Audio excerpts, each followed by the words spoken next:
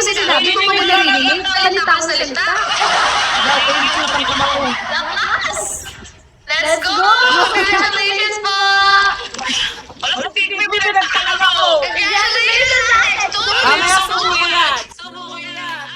I don't ever slow up, no I don't take shit. I got no love for the fakeness. If you wanna play tough and wanna hate this, I'll always show up. I don't ever slow up, no I don't take shit. I got no love for the fakeness. If you wanna play tough and wanna hate this, I'll always show up. Hey everyone, good day friends, good day Bigo Live. Andito po tayo ngayon sa Bigo PH. Ito po ay Bigo Live PH. Sa Phoenix Family po tayo mag-a-apply. Ulitin ko, Phoenix Family po. Opo. Ngayon po, bibigyan ko po kayo ng tutorial. Opo. Bali, ang gagawin po natin ay simple lang sa pag-tutorial natin. Ngayon po, may makikita po kayo dito na live, explore, chat, at me. Dito sa baba. So, yan, chat. Me live. Okay po. Ang una po natin gagawin ay pupunta tayo ng me settings. Ito po ang settings. No po. Yan. Click ang settings. Ngayon nakalagay dito, oh my god, diba? Account management, unbound email. So i-click po natin yan. Ilalagay po natin ang ating number at ang ating email. So waiting lang ang email natin, no? Pupunta, pagka ganun po is pupunta po kayo ng Gmail. Kung anong Gmail yan, ilalagay mo yung Gmail mo. Gmail natin ay ilalagay natin simple lang. Lagay nyo yung Gmail nyo dyan kung ano yung ginagamit ng Gmail. Ilalagay po natin. Ngayon po, pupunta po kayo ng Gmail. Pagkapunta po ninyo ng Gmail, punta po kayo ng spam. Tapos i-click nyo lang yung Bigo. Makikita nyo po doon ang email verify. So, pagka na-click nyo yan, babalik kayo dito nang nakabind na po yan. Ngayon po, kaya po siya hindi pwedeng i-connect sa Facebook or sa ibang application like Twitter. Yan, bawal po siya i-connect. Wag na po i-connect ang inyong Facebook kasi prone po yan sa hacking. Ulitin ko po, prone po yan sa hacking. No po. Ngayon po, ang gagawin po natin ay mag-a-apply na tayo sa Phoenix. So, unang-una sa lahat is pupindutin natin ng pangalan, no? Ang pangalan. Pag pindot po natin ng pangalan, makikita po natin dito. Opo. Ayan po. Makikita po natin dito sa taas. Nasa taas po. Tingin po kayo sa screen. Ayan, ito sa taas yung pipindutin. Pindutin po natin sa taas. Ngayon po, i-scroll down nyo lang. Scroll down lang. Ngayon po, ang una pong ibibigay ni recruiting officer or recruiting agent ay ang Bigo ID. Bakit kailangan palitan ng Bigo ID? Para mag-set tayo ng ating sariling PK. So, lalagay natin dyan dito ay kadalasan ganyan yung binibigay na ID.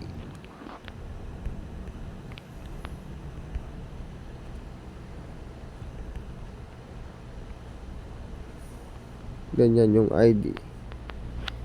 Diba? So, ang aking ID sa Bigo ay ganyan. So, makikita is already taken. O, palagay natin na ay hindi na siya taken. So, pwede na siya nun. Kaya siya pinapalitan para mabilis tayo makapag-set ng ating PK. Save.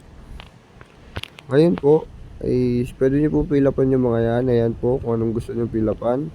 Tapos, may bibigay po sa inyong name. Iisip po kayo ng name na 3 to 5 letters po ang name na pipiliin. No po, ang name. Paano nga ba ang name? So, mag-input lang tayo. May fonts naman ako. I-click natin. Oh, may ads pa.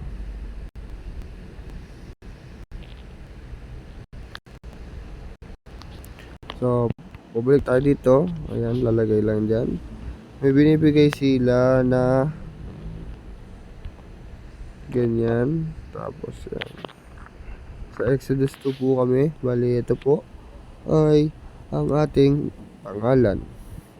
So lalagay lang natin dito is okay. Yan. Pwede po kayong magbigay ng mangingi ng tulong sa mga recruiter agent or recruiter officer ni Phoenix. Yan po, isi-save po natin yan. So nakasave na po yan, nakaset na. Magpo-post po kayo ng mga picture nyo dito, selfie, hobby, travel, yan po.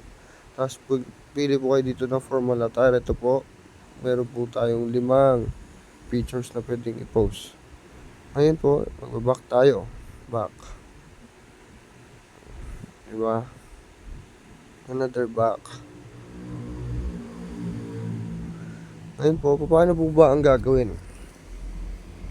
Apply na po tayo ng agency. Kiklik po lang natin yung Creator Center.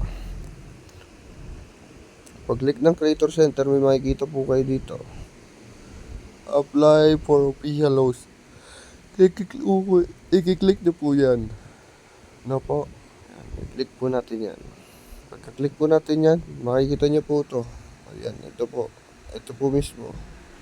PHPRM Reality 2. Ito po PHPM Reality 2. So, yan po ang pipinutin. So, i-click yung apply. Tatandaan, PHPRM Reality 2. Yan po yung ating agency. I-click po natin ang join. Join. Tapos confirm. Na po, confirm. Okay na. Tapos, pagka naging okay na yan, magiging pending yan. No? Confirm. Tapos magiging pending siya. Okay? Ngayon, pagka naging pending yan, isi-send to sa iyong recruiter. Pag sinend mo to sa iyong recruiter, nakita niya may ganyan na nakalagay ay agency submission. Ngayon, pwedeng for agent submission. So, kakausapin mo nga naman yung recruiter agent mo or yung recruiter officer na hingi ka ng form.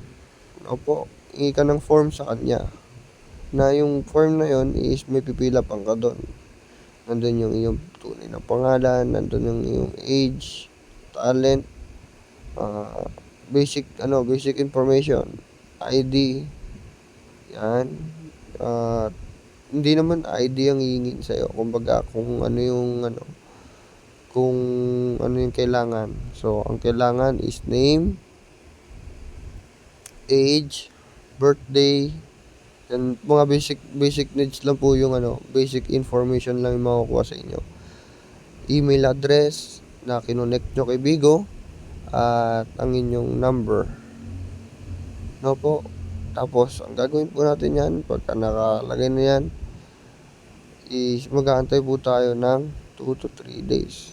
Ngayon po, ang gagawin natin ay simple lang. Pagka may nakalagay na pong sign with us dito, may nakalagay na pong sign with us. Kunyari po, may nakalagay na po. Ngayon, ang gagawin natin dito sa sa agency na to is may nakalagay dito sign with us niyan, kinabukasan. I-click po natin yan. Pag na-click po natin yan, ang una natin gagawin is mag-fill up po tayo ulit para sa filing ni Bigo naman, na i-verify ka ni Bigo kung ikaw ay matanda na o hindi pa. Diba? So, ganun lang po siya kasimple. Ang ranging ng kanyang pagbe-verify as a host, abutin ka ng 3 to 5 days. Ulitin ko, 3 to 5 days. No po? Tsaka nag-expired yung pag-join mo sa kanya. Kunyari, naging busy ka. Nag-expired yan. Nag-expired siya. Mga kuys, mga ate. No po? Ngayon, dadako naman tayo sa susunod na video. Maraming salamat po sa pakikinig sa ating live. Thank you po.